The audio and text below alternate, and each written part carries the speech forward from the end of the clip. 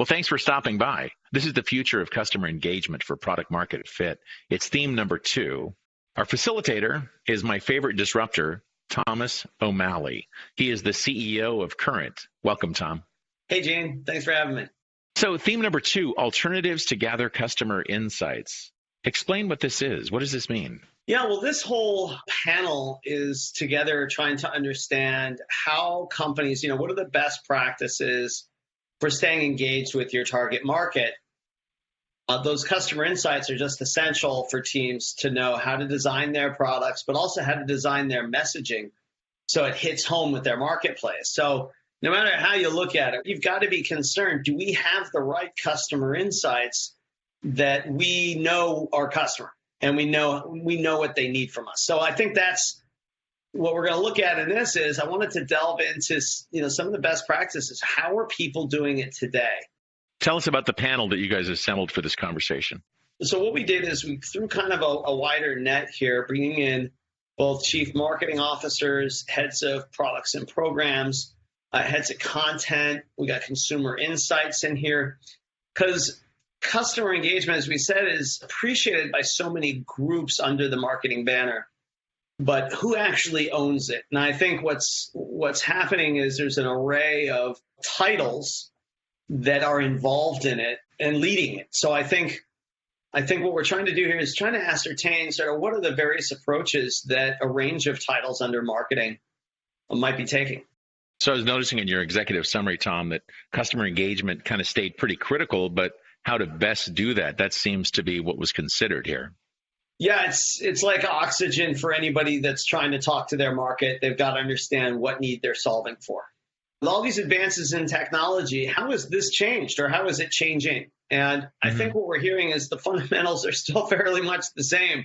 The closer you can get to your client and get more customer interactions, more feedback loops, the better you can be. If you can listen, if there is chatter on social, then you've got to take that under account. And then what I liked is there were some suggestions about blending both and bringing both digital and legacy engagement into one practice. So I noticed in key point number 1, soundboards, which are fairly low tech with lots of high touch, still seems to be the dominant force here for that. I think when all else fails, people rely on, pick up the phone or go visit a customer. And it's really smart. But I think what folks are acknowledging also is that it's very difficult to scale those things. So if you're given the situation where you need to move past data, where time is of the essence, a lot of folks just said, look, get out in front of customers. Cost is not an issue. So that's why I think a lot of key point number 1 reflects just rolling up the sleeves and getting it done.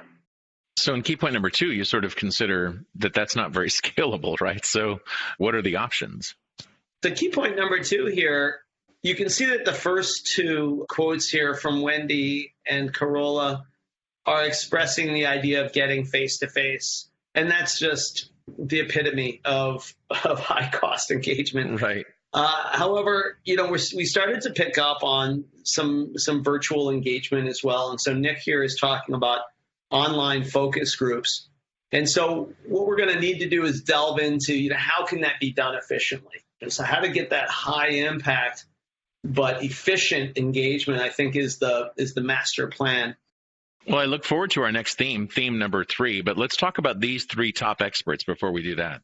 Yeah, certainly. Wendy consistently is just a great supporter of the platform and the things that it stands for. And her background's so great because she was the CMO of Franklin Templeton.